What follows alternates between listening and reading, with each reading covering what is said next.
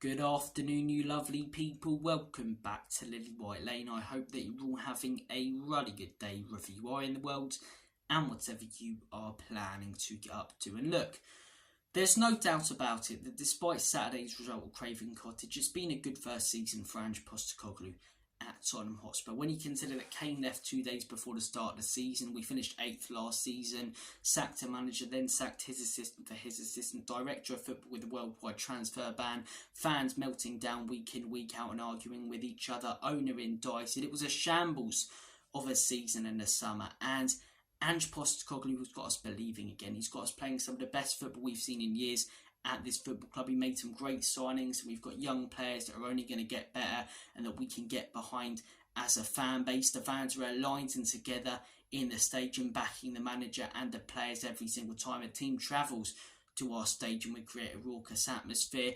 The academy are playing the same way. As I say, we're instilling a new philosophy.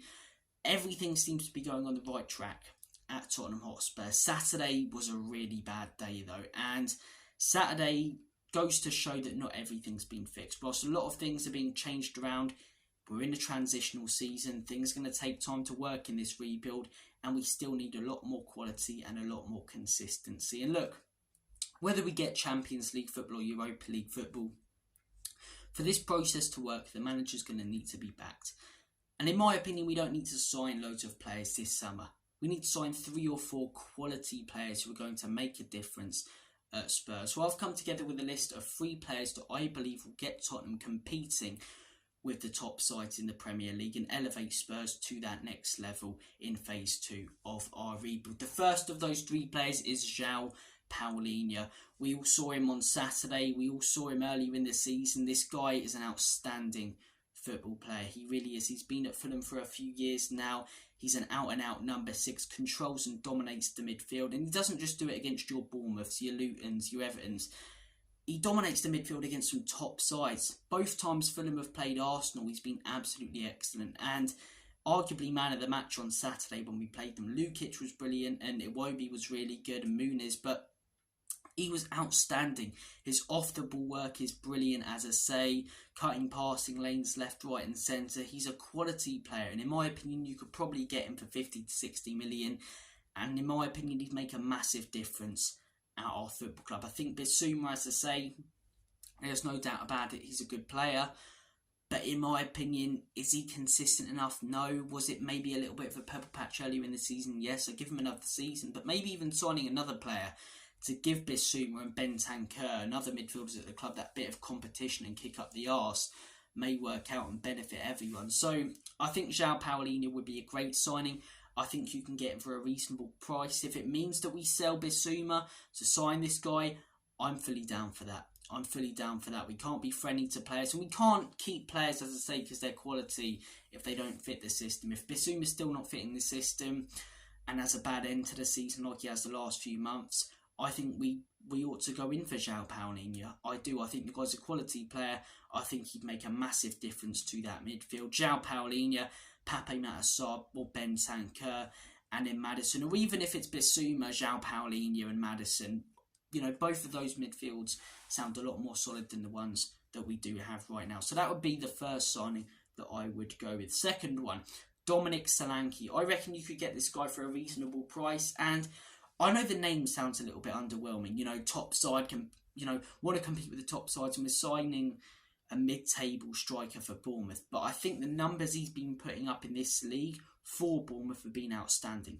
They really have. And the fact that he plays for Bournemouth and he's putting up those numbers, similar numbers to the likes of Heung-min Son, who played for us, and strikers for Arsenal and players like that, it speaks volumes about how good of a player he is. Despite Bournemouth being a mid-table club who aren't really going for anything this season, he's performing and scoring week in, week out. He's consistent, he's a quality football player, and I really think we ought to look at him. You saw his goal against Luton in the week, I'm sure you all did, where he turns. He's got that real turn of pace as well. He's a clinical finisher. I think that's what we're lacking up top right now. We've got Son on the left, but you're looking at other strikers. Werner, not clinical. Johnson, as I say, not really clinical. Richarlison, he's been clinical recently before he, has had to pull out of the last few games due to injury, but has trouble finishing a lot of his big chances. Solanke won't do that. I think he'll step up. I think he's Premier League proven. He knows this league very well.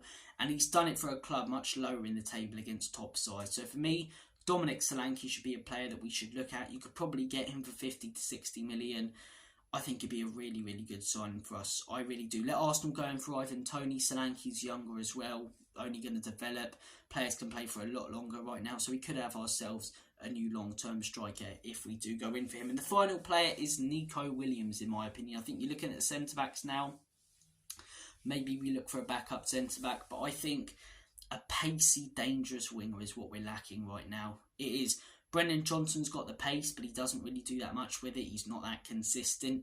You're looking at other players, as I say, Kulusevski, brilliant at holding the ball up, brilliant in the 10, but is he that player who's going to take on his man and whip in a dangerous cross every time he gets the ball? No.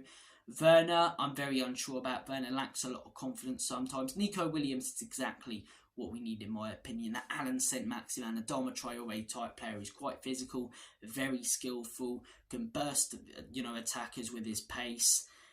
And he'll watch defences crumble like a chocolate digestive if Nico Williams is running at them. I think he'd be a great signing for us if we can get to him, as I say, because I think the guy's price tag's only going to go up. He's getting more noticed, more talked about. I think a move to the Premier League, as I say, from a smaller club in Spain as well would be big for him. I think we should go for him. I think Nico Williams. And I think with those three signings, Spurs can go to that next level. I expect us to probably make more than three, maybe a centre-back or a left-back or backups all round, strengthen the squad. But those three signings, I think, will be massive for Tottenham Hotspur in the summer and could take us to that next level. But guys, do you agree with me? What players would you sign? Your three players that you think could take Spurs to the next level? I want to hear them in the comment section down below. Thank you for watching. Take care of yourselves. All the best. Have a smashing rest of your day. Bash, in the words of Big John. And as always, Comedy Spurs, Enoch and Levy out. In Big Ange, we trust.